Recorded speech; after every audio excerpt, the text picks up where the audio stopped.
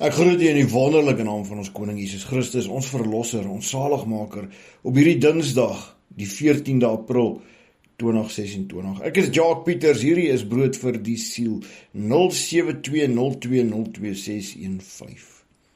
Jy weet, as ons lees in die boeke van Samuel, Konings en Kronieke, dan sien ons verskeie kere het die koning van Babel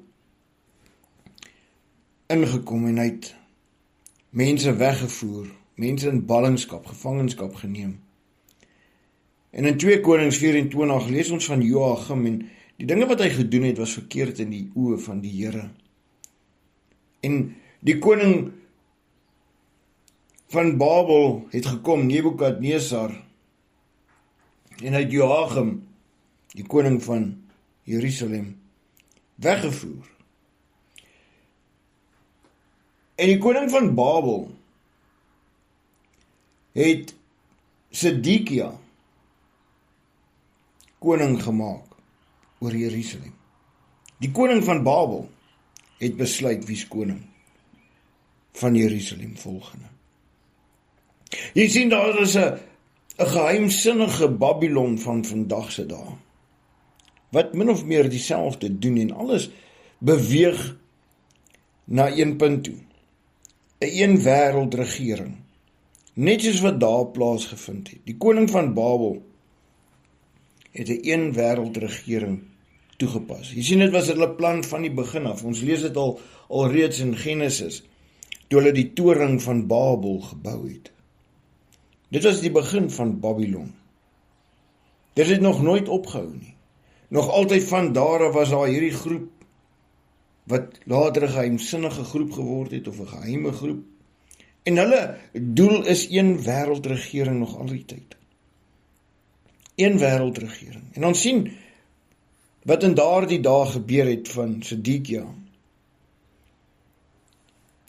Was Israel in ballingskap weggevoer. Die koning van Babel het gesê, wie's die volgende koning? Hy het Sedekia gekies. En Sedekia het gedoen wat verkeerd was in die oë van die Here. Luister mooi, alhoewel hulle nou aan Babel behoort. Jy sien, Babel, hulle het 'n koninkryk gehad wat in Susan was op 'n tyd. En as jy gaan lees in Ester, dan sien jy daarso dat daar was 127 provinsies onder Susan. Babel, met ander woorde. En dit was nie provinsies soos ons provinsies ken in Suid-Afrika nie. Dit was lande. Jerusalem was een van die 127 provinsies. As jy in Nehemia 1 lees, dan sien jy dat Jerusalem was een van die provinsies. Nehemia 1 vers 3 sê, en hulle het vir my gesê, die oorgeblewenes wat vrygekom het, uit die gevangenskap daar in die provinsie, verkeer in groot ellende en in smaad, en die muur van Jerusalem lê stikkend, en sy poorte is met vuur verbrand. Met ander woorde, Jerusalem was een van die provinsies. En jy sien, om terug te kom by 2 Konings 24, vers 19 sê, en hy, wat Sedekia was, het gedoen wat verkeerd was in die oë van die Here, net soos Joachim gedoen het. Sy voorvader, die een wat koning was voor Joachim. Want weens die toorn van die Here het dit oor Jerusalem en Juda gekom, totdat hy hulle van sy aangesig weggewerp het, en Sedekia het teen die koning van Babel gerebelleer. Jy sien, wanneer 'n land wegdraai van God af, dan maak daar 'n opening vir hierdie gebeurtenisse. Jy sien, Israel het gesondig teen die Vader.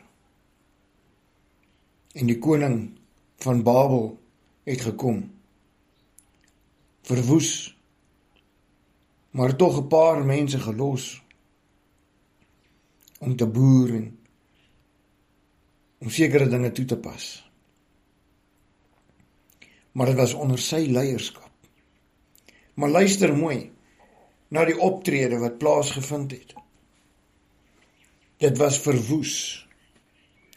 Die mure het op die grond gelê. Jy sien, en ons sien vandag in die geheimsinnige Babylon, wat dieselfde doen. Lande verwoes. Die mure lê op die grond. En dan word mense gelos, oorlopers wat luister na hierdie koning, wat doen wat hy sê, wat aan hom gehoorsaam is,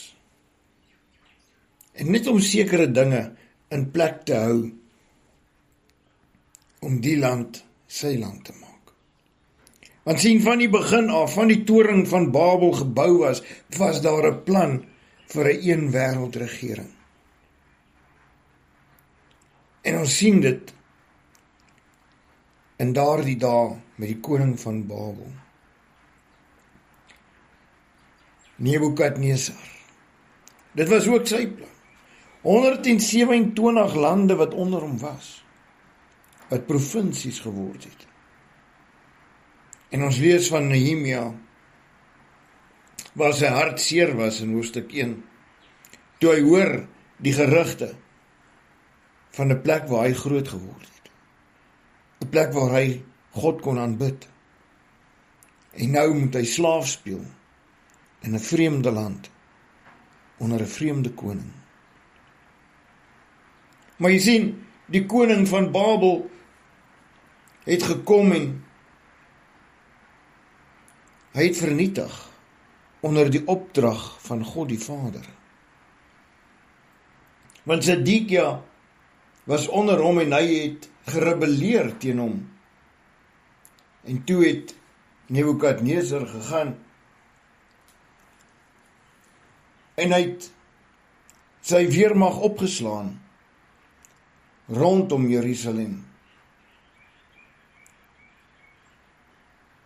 Die 11de jaar van koning Zedekia, op die 9de van die 4de maand, toe die hongersnood sterk was in die stad, en die mense van die land geen brood gehad het nie, is in die stad ingebreek, en al die krygsmanne is in die nag deur die poort, tussen 2 mure, wat by die koning se tuin is, terwyl die Chaldeërs rondom teen die stad was, en die koning het getrek op pad na die vlakte toe, maar die Chaldeërs se weermag het hom gevang, die koning agterna gejaag en hom in die vlaktes van Jerigo ingehaal, en sy hele leer is van hom af verstrooi.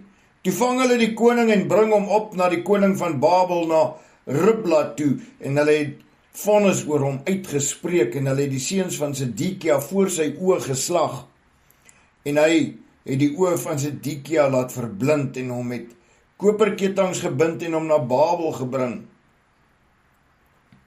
En in die 5de maand, op die 7de van die maand, dit was die 19de jaar van koning Nebukadnesar, die koning van Babel, het Nebuzaradan, die owerste van die leiwag, die dienaar van die koning van Babel in Jerusalem gekom.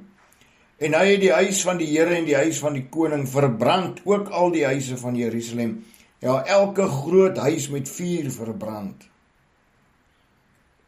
Jy sien, wanneer 'n volk ongehoorsaam is, dan bring God sy toorn oor hulle, en hy laat 'n regering kom om oor hulle te heers, wat nie veronderstel is nie. Soos in hierdie geval was dit die regering van Babel. God het hulle gestuur, en hulle het die land verwoes. Kom ons bid saam. Hemelse Vader, help ons om gehoorsaam te wees aan U.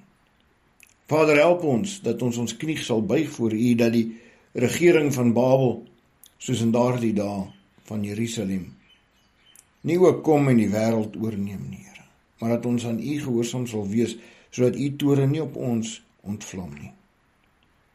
Ons bid dit in die naam van ons grote koning Jesus Christus. Amen. Onthou, lees self jou Bybel, sodat jy nie mislei word nie. Ons sien die geheimsinnige Babylon vandag in werking. Groete.